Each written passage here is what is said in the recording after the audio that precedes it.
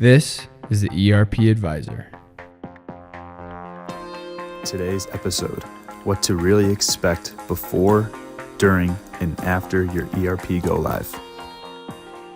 Thank you for joining us for our webinar today. Shawn Windle is one of our speakers for today. Shawn is the founder and managing principal of ERP Advisors Group based in Denver, Colorado. Shawn has over 25 years of experience in the enterprise software industry, helping hundreds of clients across many industries with selecting and implementing a wide variety of enterprise solutions.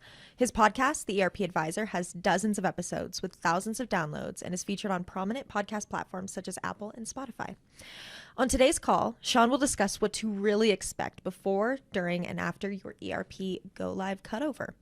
Hi, Shawn. Welcome. Thank you so much for being here with me today. Yeah, you bet. Thank you too, as always, Rebecca, for putting everything together. And yeah, of course. It's a busy day for us. Yes, it is. Let's do it. Well, we're going to jump right in. Go Live implementations, they can be one of the most difficult tasks a company can confront. And we've seen it time and time again cause problems. But so much more goes into just the planning and preparing and the executing, and then after the fact that I think people don't really talk about or aren't really aware of. Yeah. So with that, we'll just kick off. In your experience, what are the biggest misconceptions that clients have about their ERP implementation? Yeah, we're really highlighting that word misconceptions. Yes, because there's so many. There's so many. It's crazy. I think there's, we actually just did a CPE where we talked about some of them. Mm-hmm. So we cover a lot there, but I'll, just for the listeners here and for those that are watching us, probably three that I can think of. So, and like really, really, really big ones. The first one is that you are paying an implementation partner who will totally take care of you. Mm-hmm. The second one is, your people are available to do what they need to do. And then the third one is that if you don't hit your ideal scene in phase one, you have a failure. Mm. So those are the three. So the first one, implementation partners, when you take your car to a mechanic, you drop off the car, doesn't work, fix it, please, and please do a good job, right? And you want to pay them well, and the car works, and you drive off, right? Or maybe you go to the doctor, and there's something wrong with your body, and you take in your body, you're like, okay, fix the body, and the doctor fixes it. Not really. Usually, there's a little bit more you have to do with that, right? Well, the ERP is like 10 times more than taking in the body, because you're automating your business processes. They're yours, and those are very, very unique. Oh, we want best practices, no customizations. I mean, how many times have I heard that? And that's true, but what if you actually, which you do, have unique business requirements that do require something very different to be done in the software? Yeah. Well, we're just going to take it standard out of the box. Okay, well, that's cool, but there are times where you can, and there's times when you can't. So you think that the implementation partner is like a mechanic, and they're just not. They actually have to understand what you want and need, and they're the best ones will be able to take that, go into the system, leverage what's there, and then just enhance those couple areas that are really unique to you. And they can also push back at times and say, no, wait, what do you mean it's not going to do what I want it to do? You can't afford that, client. You're going to take it the way it is. But every executive who's on this call and who's listening to this will say like, well, yeah, I mean, that's the way it should work, right? And you're right. From your viewpoint, yeah. The problem isn't you. The problem is the next level below you and the next level below them and the next level below them, who are people that are doing AP day in and day out. And they say, it's got to go this way. And it's got to do it, right? So, but do they really have to do it that way? And sometimes they don't know. And sometimes the developer who's down at that level, the implementation person, they don't know to question those things, right? Yeah. So that's why we say, if you're going to customize, the question to ask your people is, would you be willing to pay for this out of your own pocketbook? Shawn, no, come on. That's pretty drastic, right? Not really. Yeah. I mean, you really have to think about it from that aspect. And you also have to tell a developer, you can do whatever you do, and you can build out whatever you think is right. But if it goes one step outside of the scope, you're paying for it. Yeah. And again, everybody has the right intentions in the sales, but it really comes down to, kind of the implementation. So that's why your implementation partner is much more important than you think, but they're going to do less than you think. But the good ones will be able to tell you that and work through that with you. Yeah. And I think lots of that comes back to even legacy technology, right? I think so many people are used to the old legacy systems where you customized everything. Yep. And there's still some misconceptions surrounding that. I think even that you think, oh, this is how it's supposed to be. And it's our job to have those hard conversations where we're like, no, it's not. It is. Unfortunately, it's not how it's supposed to be. Right. But That's exactly right. yeah, definitely. And I know you kind of talked about this already, touched on it, but the misconception that people have time to do it. Oh my gosh. Dive a little deeper into that, because I think that's something that so many of our clients, so many people when I'm online, like monitoring all these trends, it's like people think that that's true, and it's just not. Yeah, it's just not. Yeah, I mean, I'm really trying to think of a way to say this without being on a soapbox again. I think people appreciate your transparency, though. You just make me feel good when you say stuff like that, Rebecca. Thank you. I mean, people could give us some feedback. That might be helpful. Like, oh my gosh, you helped me so much. I think I want some feedback. I want some praise from people. I want that. Fair. If you're listening to this and it's helpful, please send me an email, Shawn@ERPadvisorsgroup.com. I'm dead serious right now because we're going through a lot of stuff. We're going through a lot of projects right now. And one of the biggest problems is exactly what you just said. The client personnel do not have the time required to do the project, which relates back to that first thing I just said a little earlier. You think the implementation partner is going to do everything. That's impossible. Yeah. It is literally like going to the doctor and saying, okay, fix my broken knee. And then you go and have surgery and then you're done. And then you just go back to your normal life. It doesn't work that way. You have to take some responsibility for your freaking knee or your freaking ERP. I'm watching my language. And you have to do your part. Now, the reality though, Rebecca, is 9 out of 10 people don't, I'm talking project sponsors, they don't realize what the time commitment is. Right. So it's not as if they're maliciously saying, hey, let's encumber the company with $1 million or 500,000 or even more costs per year in software, even though I know my people don't have time to do their part. Yeah. That's not what happens at all. It's more, we got the we got the excitement for new software. Let's get the contract in place before people change their mind, and we're just gonna make it go right. My wife, if you ever really want to push a button with her, just say, you guys, because you guys work for her, you can say, don't worry, Erica, we'll just make it go right. And she'll go, no. because that's like, it's actually a misassignment of responsibility to just say, oh, I'll just handle it. Well, no, how are you going to handle it? I'm going to do this, this, and this. And then my wife goes, I understand now. So that's the fundamental problem, is that people are required to do everything from participating in analysis meetings to sitting in design sessions and talking about those detailed customizations that need to get done and are they correct or not. They've got to do walkthroughs of the configuration. They must test the app. They've got to prepare to do the training and even actually do the training for your users. You've got to look at the data migration. If the very least is when the data gets migrated, you have to look at that and make sure it's right in the new system. You got to figure out what the integrations are. Which banks do we have to talk to? I mean, we just talked about this a bunch. Then you ultimately have to make sure that all the stuff at Go Live goes right and that your people do the right thing. Yeah. There's a lot. Those are the 8 milestones.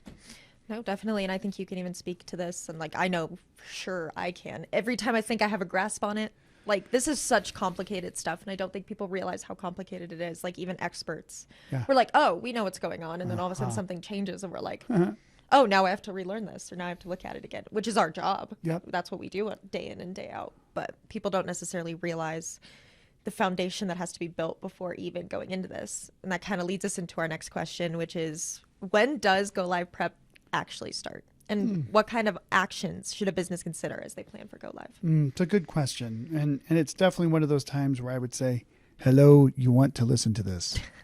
So I'm almost curious to ask you what you think. What do you think about this one? When do you think Go Live prep should start? Go Live prep, here's the thing. Every business is unique, and some of them have to start even earlier. That's what I always caveat every time we have these discussions, is everybody is different. Yep. And if you don't necessarily have the resources, you have to start even earlier. And lots of that work is laid down even in the needs analysis selection and what we do. It's not, there's phases. There's the needs analysis, there's selection, you go into implementation, and even within implementation, there are phases. But if you're not laying the groundwork in those initial phases, you're setting yourself up for failure. That's right. So even before somebody certainly is evaluating software, they should figure out what they need, right? Yeah. Because then they know what they need, so that when they're actually sitting down to the vendor with the implementation partner after 6 months of sales says, okay, so what do you need, right? Yeah. And I mean the person who's responsible for your implementation, who is not the lead salesperson, the sales consultant. We just talked to the head of sales for one of the software companies. We're trying to close a deal, and he said, I'm going to be your project sponsor for all your projects. I'm like, this is amazing. But what that means to me is I can call him if his people aren't showing up and say, I need you to kick some people around. Yeah. Because he's not going to do that. He can kick the people around, right? Which I don't want that. I'd rather call him and say, your people are great. Yeah. Give them more praise, But you're right. It starts if you're thinking of doing an ERP change, you really do have to go with your needs right away. Yep. Right. And then when it gets more real that you've got the business case and everything that's flowing and people are like, you know what, this makes a lot of sense. We really do need to move forward. Let's now go to selection, not implementation and spend all the money, but go to the market to actually do a good job of due diligence of selecting. Then when you're in that selection phase and it's becoming, oh my gosh, more real, this solution actually is more than we need. And we like these implementation resources. We're really going to do this. It's really at that point that I would say, go take a vacation. Literally. I mean, literally. We have one client, we just got through a really big selection. He's going to take his family to Patagonia. Yeah. Do you wear Patagonia jackets in Patagonia? I bet you do. You can. I don't know. I don't know if it's hot or cold in Patagonia, but I've never been there, so I don't know. I don't know, but that's cool. Take a vacation, take a holiday, do the, whatever you want, however you vacation, but do it. Yeah. Because when you come back, it's like go time. And like literally, if even before you sign the software contract, I would say clean your data. Yeah. Start cleaning your data, because here's the reality is when you start looking at your data, you're like, oh, it's going to be easy. I'll just go into the system, or I'll have, this person go into the system and they'll do it. Whoops, that person quits, or that person gets fired, or that person's actually got a day job because that's what they're already doing. And they're like, I don't have time to do that. Well, if you don't, who does? So it takes a couple weeks to even find the right resources to do this stuff. Then the resource starts doing it and they're like, we have a problem. Okay, what's the problem? Well, we can't get to the data. What do you mean? I can run a report of all my vendors and it's right there. Well, that's true, but the way that the online SaaS solutions work, I can't go right to the database. I can do a download, but I can't actually change the data in the system without going to these other screens and doing it. And it's going to take me a gazillion years. Guess what? Maybe there are some other tools you can do. Maybe you need to call an expert in your old system. Yeah. We do this a lot for our clients. I don't know why. We're just nice people. Yeah. We're just nice people. We know. We know. It's so hard. We have no choice but to help our clients. Yeah. But you might have to go find like an expert in Microsoft Dynamics Great Plains 2013, because that's what you run. I keep picking on that today. Who can go into your app and actually change a lot of data quickly versus pulling up each vendor and then change, and then pulling up each vendor and change. That can take a while to source that person. Now the person actually does the work. Guess how long? That's 2 months that just went by on the most simple thing in data. Yeah. So much less things like RevRec schedules or projects. Oh my gosh, project data migration is so difficult because, we just need to know how much we've actually billed versus what the budget was for this project. Really? Don't you need to know which resources are on it? Well, of course. Okay, well then we have to know what resources to put into the new system. Don't you want to know maybe what each individual billing was? Well, yeah. I mean, I just said that. No, you didn't. So now you need all the detailed invoices that have to align back to the project and the customer and EIEIO, and it's like big Lego game. It really is. And even as you're talking about that, I mean, data's one part of it. And I've actually been diving a lot more into the implementation stuff so that I can be a better resource for our clients on the front end.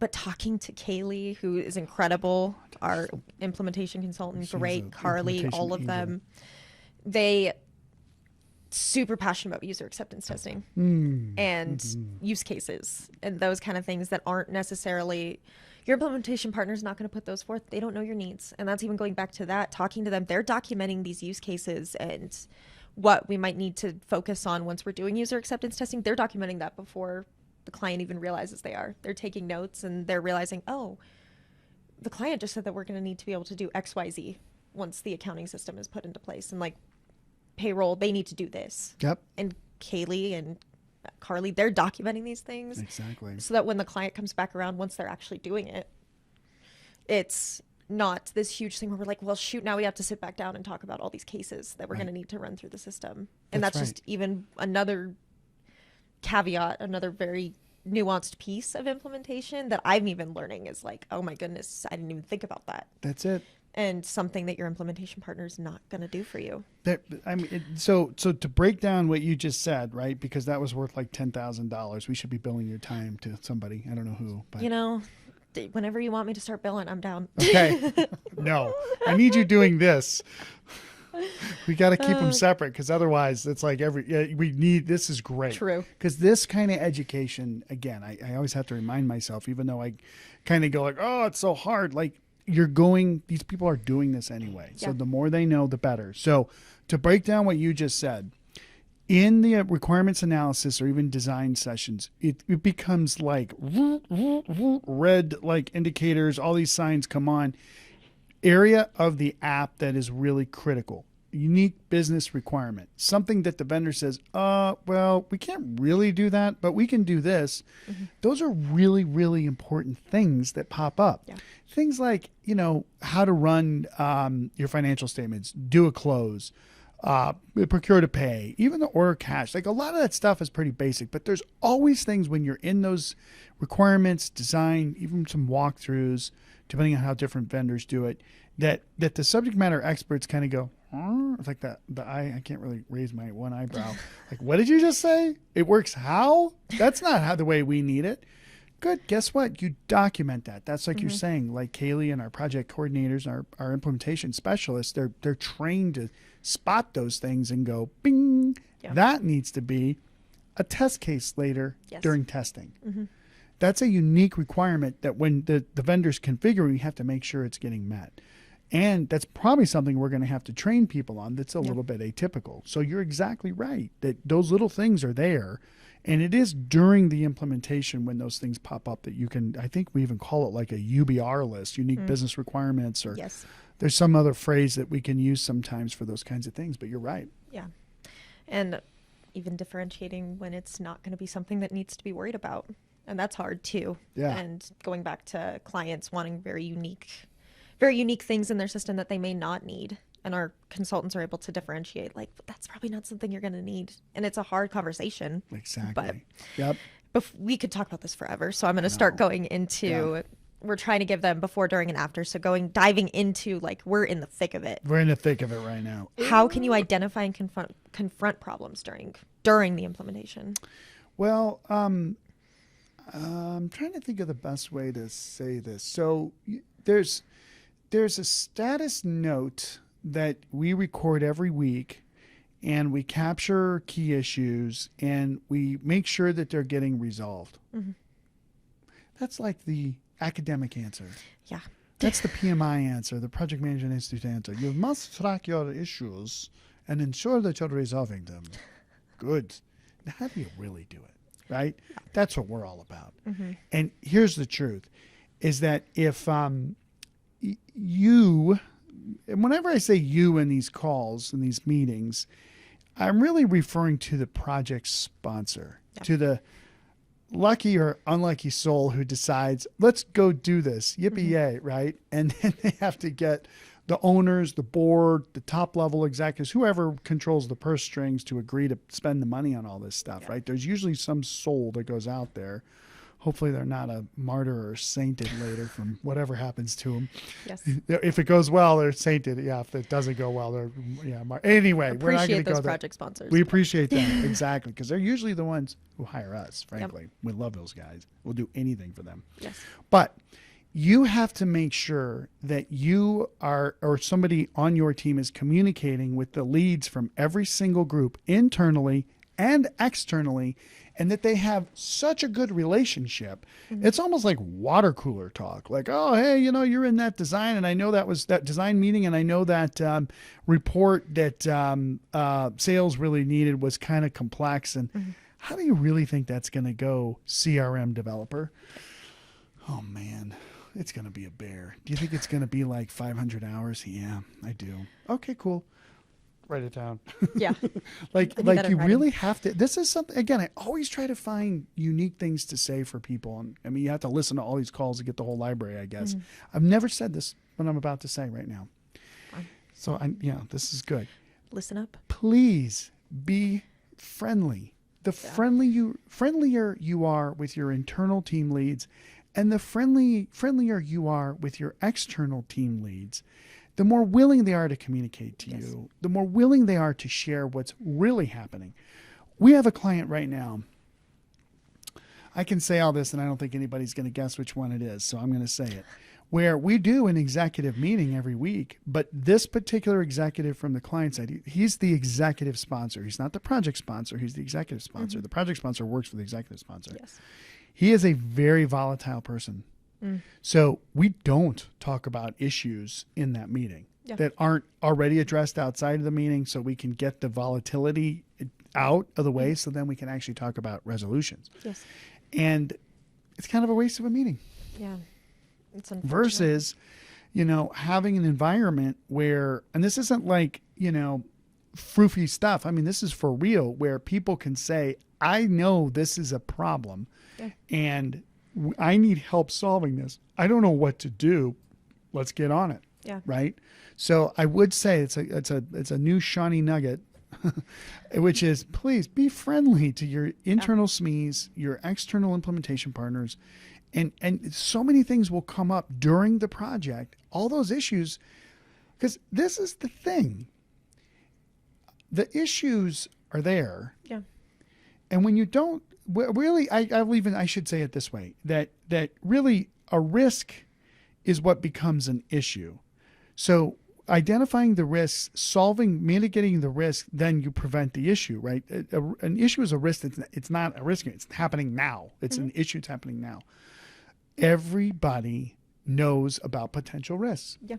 They do. They just do. Specific people know about risks in their area. And so you have all these people in all their areas. So they all know. That's why I say everybody.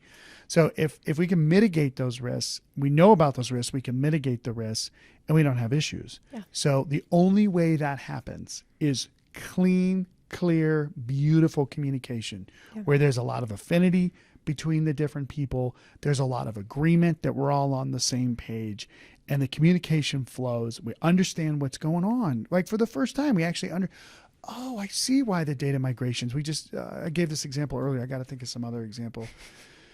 I'm going to give you one that as you're asking that last question, it's literally going through my mind. I can bill them because you were solving it for them, but not really. I wouldn't do that. I'd think about it, but I wouldn't. We joke, but we wouldn't. We do. That the problem we're having in the middle of this implementation right now is when the salespeople sold this project, we knew that this software solution, we're bringing it to a smaller client, more agile client than who they normally implement for. Yeah. And the sales team and the professional services directors and leadership said, we can do this. Yeah. And we're willing to put up money to make sure this goes right. Mm-hmm. They didn't tell their lead architect this is the approach. So the lead architect is implementing as if we're a $10 billion company and we're a $100 million startup, basically. Yeah. Well-funded, it's all good. But that one person's view is so different than everybody else's that he didn't get the message. He didn't get the memo. Hey, this is more of an agile implementation, best practices out of the box, go. And that's not the approach. And so there's a major communication breakdown. And I think I was just thinking about this, so we're going to have to, I just spotted this even just a few minutes ago after our last call. See, it's beneficial for me. Yeah. To be able to say to this person, I need you to agree that I need you to confirm, can you do this other approach or not? Right. Because he basically said, oh no, you need to go get a censure for that.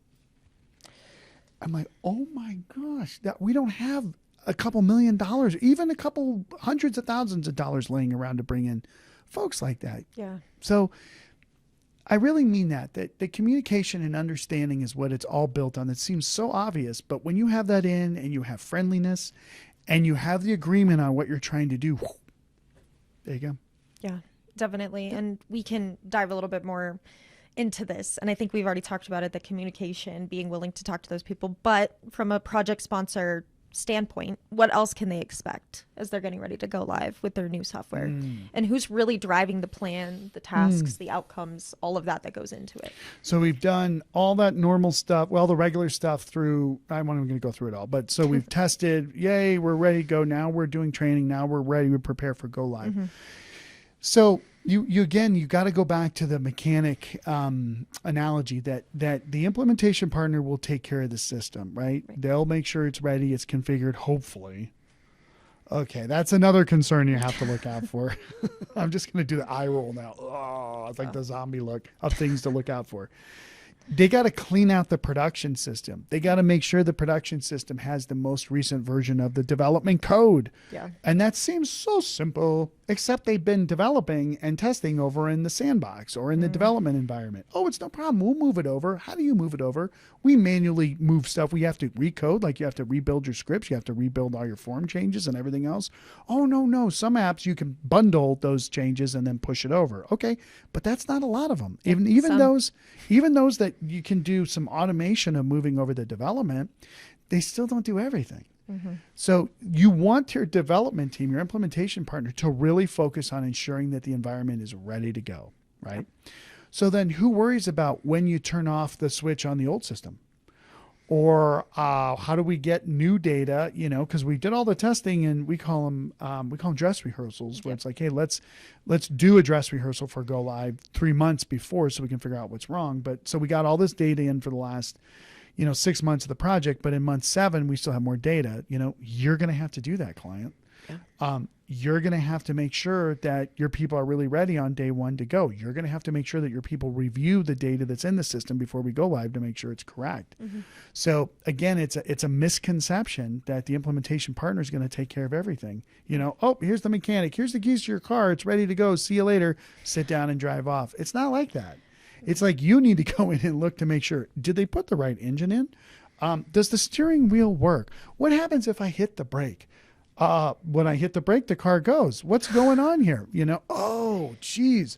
We forgot to move that workflow that we configured in development over to production. So that's why when we do the AP approval routing, it doesn't work, because that custom workflow we had to build for you was over there and we didn't move it over. Why didn't you move it over? I don't know. Yeah. So there is a lot of responsibility you have to take when you're getting ready for cutover, for sure. Definitely. The one last thing I will say too, I'm sorry to interrupt. No, you are fine. The other thing you need to do, again, this is another nugget, kind of funny, but you really do need to look at your internal team and assess the readiness. And, I kid about the margarita machines and the taco trucks and we always send some kind of I don't even know if it's what kind of hallelujah basket or something at go live, like, here, this is for food to help you with go live. But you really do need to look at your people and say, what do they need here? Maybe you need a developer to come on site and just sit with your people for the last several weeks to make sure everything gets done. Or, maybe you need to send them all home and so they're not getting bothered by other projects or whatever. But you got to look at your people and assess where they're at and determine, are they really ready for this or not? And of course, one last thing, when do most projects go live? Around holidays, the end of the year, July 4th, I need to do it at the end of a quarter, or it's, end of the, mid-year, or I need to do it at the end of the year. During COVID and after COVID, those years after that, we wouldn't touch an end of year go live because people were so burnt out and so stressed. That's like, I'm going to spend time with my family. Yeah. F this ERP. I'm done. I don't want to think about it, So that's why, see, I caught myself there. That's why you really do have to look at what's real for your people. Yeah, definitely. And with that, you answered my next question, which was how to support the SMEs. So we can go on to the next one. Sure. But what kinds of fires can happen during cutover? And what are some contingent actions to help put out those fires? So you can have a dumpster fire, you can have a trash can fire, you can have a building fire. Yeah. There's degrees of fires, exactly. So we'll say the low, medium, high fires. And it's good because when I describe these, I think you'll be able to extrapolate how other things can happen. Yeah. We'll start with a low one. So the low one is, oh my gosh, a key user is not trained in the system. No problem. We have training materials. Hopefully we have videos. Hopefully we have somebody internally, hopefully, who knows and can go and work with that person so that they're ready to go. Or maybe even that department. Maybe it's a department that needs some training. And that's not always the implementation partner. No, Just it's throwing not. that in there. Absolutely not. No, you really want it to be more your people, frankly. That's kind of a small fire. They were sick, or they were working on a big project when testing or training was happening, and so they missed that part of it. Fine. No, you can handle that one. It may seem like that person says, don't switch or don't flip the switch because I don't know what I'm doing. Okay, we'll handle you. We'll flip the switch. We'll move on. The next degree is sort of like these are the dumpster fires. That was the trash can fire. It's the dumpster fire. The dumpster fires are things like, we didn't test that function, and now at Go Live it doesn't work. So you know how we're supposed to pull bank transactions down for financials for bank recons in the systems? Well, the integration doesn't work. Good. Why doesn't it work? Because we didn't know we needed that integration. Yeah. We didn't talk to the bank. That's right. We didn't talk to the bank. Well, let's call the bank. Let's get it done. Let's go. We'll have it done tomorrow. You won't get a call back from the bank for sometimes 2 to 3 weeks from the right person, because you call your bank rep, and then your bank rep calls the IT department, the internal technical services department at the bank, who then determines who's available. That person, is like, okay, good. I'll give them a call back on Monday. Oh, they get sick. Oh, they quit. Whatever they do, right? Then the next person, then literally. So that's a medium level. And a lot of those medium level issues are sort of solvable by doing the things earlier that we should have done. But again, I'll wait till I do the building fire issues. So the building fire issues, and these are issues when they occur that people get fired. Yeah. And that's the worst. That's the worst of the worst of the worst. I hate that.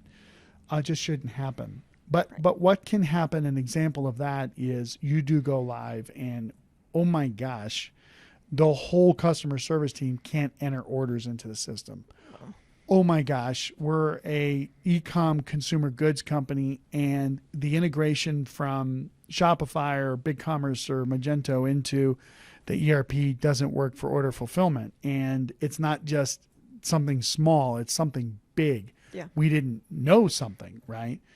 Another example could be like in an HR system that, open enrollment doesn't work, and we have 1,000 employees and we need to get their benefits elections in the next 2 weeks, and it doesn't work. Those are pretty material, and those do go back to a person who failed to do something obvious. Yeah. Now, here's the thing is you do always have to ask the why, right? I believe that 80% of the people out there are phenomenal. Another, 15% or so that are okay, but they're being kind of whacked out by the really, really bad people, right? Most of our clients have really good teams. They have good people on their team. So how could they miss something so obvious that would lead to the building fire? Well, maybe they just didn't know any better. Maybe they decided to buy 4 more solar projects when they should be focused on, doing their ERP right now. But, we've got to do this and we got to do that. Or, they acquire companies, they let go of companies, all kinds of things happen.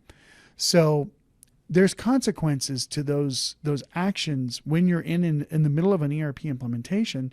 There's consequences to resources that are out doing other stuff. If they're supposed to be focused on your project, but then they need to focus on something else, there's consequences to the project. So just know that, and you might have to change your schedule.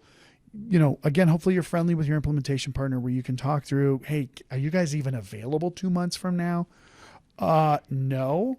What do you mean you're not available? Yeah. But my project push. Okay, but if you're doing like a construction job and your house is supposed to be done, they're selling time for those next couple months to stay busy, right? So anyway, the whole thing comes down to those are just levels of fire, degrees of fire. Know that there's usually things, earlier indicators that you can find. I think that's obvious, but I guess that all just goes back to that key thing about really being in communication with the people around you. Yeah, definitely. And like you said, you need to be somebody who is a confidant that they can come to and be like, I pulled a clip, Will helped me pull a clip from Curtis, who's one of our principal consultants. And he was talking about how he has to be somebody that, Yeah, he jokes and people are super comfortable with him and they come to him when things happen so that he can be a bulldog in those situations where he needs to be. And if people aren't willing to come to you and he doesn't know what's going on, he can't solve those problems. That's right. So, That's exactly right. all right. So we got through cutover. Oh, thank goodness. We're there. Did we go live? We went live. Oh, yes. We're live? No fires? We're real live. Yes. We handled the fires Hallelujah. I just got to relax and enjoy that. for a second. Just in my imagination. Okay, good. I'm ready. But now at this point, what benefits should clients look forward to once their system is live? Love that. So, yeah. So they survived the go live. Very well done. So I guess I burst the bubble a little more. Probably half the benefits you expected. Yeah. But you get half more benefits that you didn't expect. Mm-hmm. So you get the full benefits. I sound like a spouse trying to justify their actions, Yeah. but it's kind of, what's wrong with me, honey? I'm great in these areas. Okay, that's fine, but those areas I really need you. Great. Yeah. But seriously, when companies, nonprofits, government agencies, put in new software, they do it right. Like you said, we've gone live. Their data is finally structured. Mm-hmm. They They can do reports that they could never do before, guaranteed. They can do automation, even something that seems like it's so obvious of procure to pay. So many of our clients get so many benefits on that one process because they are still doing stuff manually or, we use bill.com and there, we don't have to do that. Okay, fine. Not you. But there are other clients that invoicing and just these basic things that they're doing at these systems solve.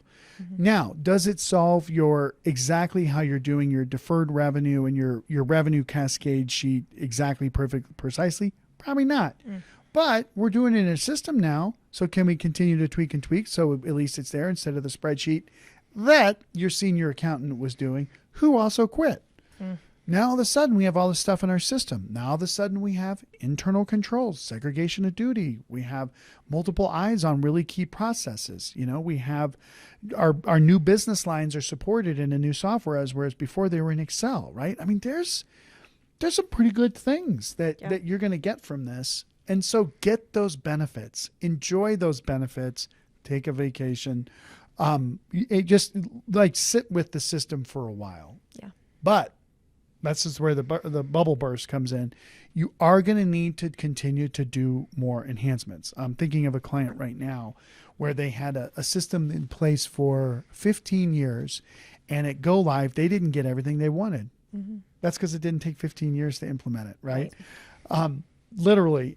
So then, you are going to have, that's called your phase one. There are going to be additional phases of releases of new software functionality that you're going to probably need to do to maybe automate some of the things you did before. But remember, you got new things that you didn't have before. But maybe you do need to continue to enhance and enhance and enhance every year. And it can be exhausting. And a lot of organizations like, I'm just done. Like, I got to go back to my day job. Well, then whose job is it to maintain the software? And again, a lot of people like us say, you got to have, somebody who's in there supporting your software every year. And okay, like the owner just hears cha-ching, cha-ching, cha-ching, hundreds of thousands of dollars. Maybe you don't need a full-time person who's wicked smart at your system, who's $150,000 plus crazy benefits and everything else. But work with your implementation partner then, who can come in and give you some incremental benefits, incremental changes that lead to monumental benefits. That's what we want to see. Definitely. And I mean, we're going to roll into the next question here, but I can even think of a couple clients who are prime examples of what we're going to talk about next, which is expectations and kind of something you're already diving into, where we were able to talk to them after the fact. And they were like, yeah, like the system's not doing everything, but we don't know what we don't know until suddenly we're rolling with it. And we have a couple clients who keep coming back to us because they're adding new modules or adding new things, and they want to make sure that they're doing it correctly. And they're shining examples of people who had their expectations set where they were supposed to. And now they're not disappointed in the system, and they're not disappointed as they continue to have these enhancements because they knew the reality of it. And so that being said, what role do expectations play when interpreting what success looks like post go live? Well, like you said, I think sometimes you don't even know it's successful until you're actually in it and you get past the, I mean, I'm not an expert in child delivery by any means, but I believe there is a hormone called forgettin. And maybe that's just old, literally nurse wives. There was the person in my life who was in that industry who said something about that. That's the source. Anyway, once you forget how painful the actual implementation was, and people start using the system and they start saying, "Oh, it's good, it's great, yeah, it works, it's good." You can start to see, the benefits that you expect at the beginning should start to come out. Analytics and reporting and automation and reduction in manual work and all that stuff should definitely be there. But like we said, you might need to do that last 5% of tweaking that an implementation partner, a good one who helped you through the go live, should be willing to help you post go live. You might get a different team, frankly, but if they're still good people, they're going to do a good job for you. But the benefits are definitely there. Yeah, definitely. And what should clients expect their journey to look like following cutover? Is there a timeline? Is there something like that I should be expecting, or is it really case by case? I think generally there is a life cycle, right? I don't think a lot of people realize this, that again, they just buy the car. And what do I do to the car? I mean, some people like to soup up a car or whatever. Very few do.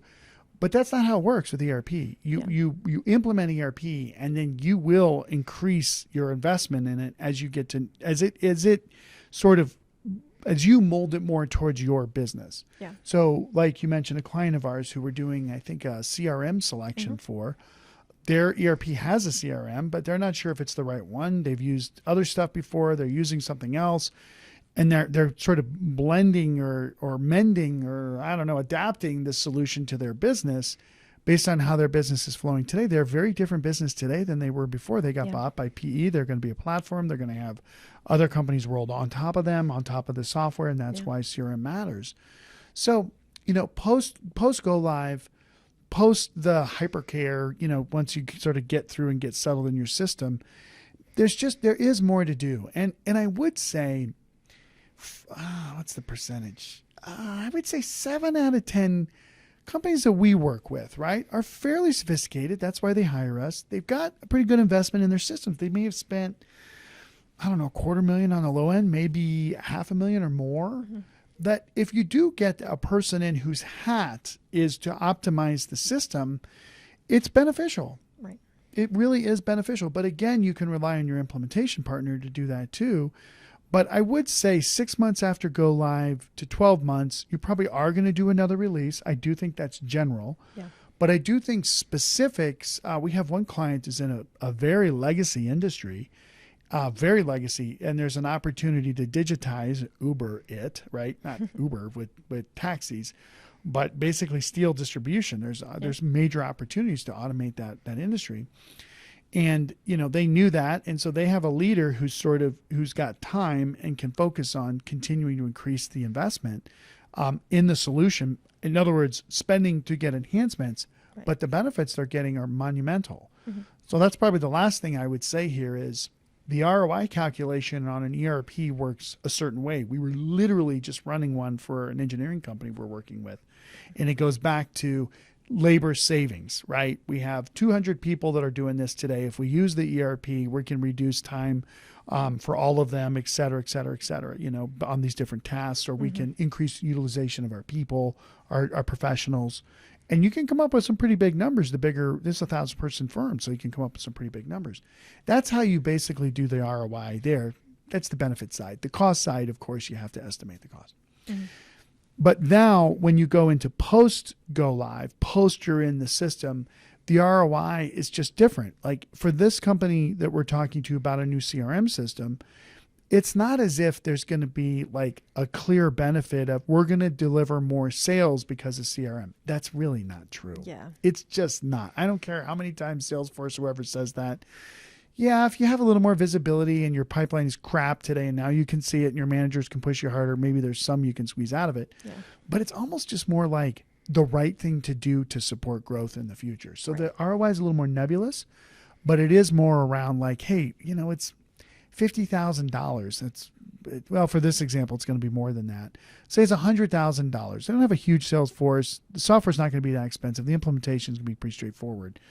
But over multiple years now, we can increase and improve the efficiency, the quality, these intrinsic value things that are there. So what I'm trying to say is the ROI might not be like we can do it in a spreadsheet, you know. It's more like what happens if we don't do this, or what happens if our key people leave and it's in their minds and they could have put it in the system. There's risks that also come into play that may drive that phase 2, phase 3, phase 4. Going back to the steel distributors, you know, putting in EDI and doing the integration with their vendors, does it really provide a lot of reduced costs? I mean, there's some, because now we don't have to rely on as many emails. But what's the benefit of being able to quickly make changes and quickly price and make better decisions? Right. That could be pretty significant. Yeah. And I mean, what are the risks of your key people leaving because you didn't? Oh, don't even talk about that. Oh, yeah. There's huge risk with that. You're not telling me we need a new marketing automation system? No. Absolutely staying, not. Right? We are here. We're here to stay. Okay, but that's always a factor, too. Big time. That people don't. I go back to the HCM discussion we had this summer where, wow, like people can't always justify getting a new HCM solution in those later phases, especially initially when they're trying to change over their ERP. But what happens when your chief human resources officer decides, I hate using the system that we're in, and they don't really care about helping me get more value out of my job? Right. So that's also a factor. And they leave. Update on that project. I happened to talk to our sponsor. They did buy an HCM solution later. Because they realized that they needed to. But, and just to kind of wrap this up, we're kind of coming to the end of our time, but we still have a little bit. Are there any must-dos after you have successfully transferred or transitioned to your new system? Pay your people who were involved in the project more. Yeah. Like give them a bonus, you know, publicly recognize them, give them some extra time off. Like you got to take care of your people after these projects for sure. But I also think on more of a practical level, use the, watch my language. Oh, okay. Use the gosh darn system, please. Yes. Don't just implement it and then it just sits there. And I've seen this life cycle over and over and over where the new team, it's usually somebody new who drives these new ERP implementations. It's so funny. Anyway, so they go, they implement the whole thing and they're going on, it's great. And then maybe somebody leaves the company or somebody gets promoted and another person gets here. So then you've got sort of this next generation of people that are working with the system that don't know it as well as the other people. So you've got to pass your hat. When you go through the implementation, you learn so much about the software. You've got to make sure other people in the organization know what the software can do, but also the new people coming in. So make sure that you're continuing that knowledge, you know, in perpetuity, so that lots of other people besides you, but who come in behind you, can use the system and benefit from it as well. Yeah, and that's just good career advice in general, isn't it? But that's right. I'm not sure if there are any questions. I'm just going to check in really fast with our man behind the camera to see if there's anything. Good. Awesome. Is there anything else you would like to leave our audience with today? Man, I feel like it's been the best of times and the worst of times today. Right. We've gone through the worst projects. We've gone through some of the best projects, implementations. And I think the last thing I would say is, you really can do this right. The tech of implementing an ERP is known. We've just that last CPE we did with those 8 milestones, like that gives you a framework that you can hang all this data off of and when you do what, right? Super beneficial for sure. It can be done. And it is being done. And there's lots of people doing it without our help. There are successful implementations out there for sure. But the thing about it is, if you don't know what you're getting into, you will fail. I guarantee that. But if you know and you go in with your eyes wide open, you know what to look for, you know, kind of trust your intuition, have those open communication lines with the key people, tell your developers that if they're going to develop something, they can do whatever they want, but they're going to pay for it, you know, and tell your people, oh, sure, we can do customizations, but you're going to be willing to fund it. Right? No, I'm just kidding. Huh? No, like for real. Like, would you take this out of your paycheck to get this? Cause it's going to help you that much, you know? I probably would. First off, that's an employee that you want to cherish forever. Yeah, exactly. But like that is the level of commitment that, you know, you need to have people be willing to make to justify these customizations of big science experiment sometimes. But if you're really aware of all this stuff, you'll be successful. It can be done for sure. I mean, my contact information is way out there. My cell phone's out there. Please don't send me weird stuff. I get enough of that. I'll just block you. But I mean, if you guys need help, anybody out there that's going through this, if you're running on your treadmill right now, you're swimming with your water repellent AirPods, hopefully not getting electrocuted listening to this, or whatever it is, we're here to help. Definitely.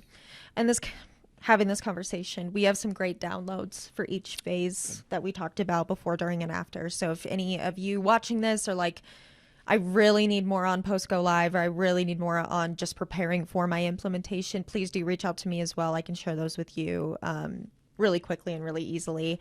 And that would be at Rebecca@ERPadvisorsgroup.com, Shawn at ERPadvisorsgroup.com. We're both available at any point in time. So thank you so much, Shawn, again, you're for welcome. joining me for this conversation. Thank you for the great questions and putting Of it course. together too, Rebecca. It's a lot of work that you and Nick, and I think Will's doing a little bit too, but you guys especially are putting a lot of work into these. So thank you guys. Of Because it course. really is, we're not, I mean, it's good promotion and marketing for us, but it really is for the people that are listening to this. So I really thank you both for all you do. Yeah, definitely. And like I said during one of our other conversations, this is really our way that we can give back to some of these clients that we don't interact with you guys every day. So this is really a way for us to make a difference. That's right. And so I appreciate that. And I appreciate that all that goes into this. And thank you.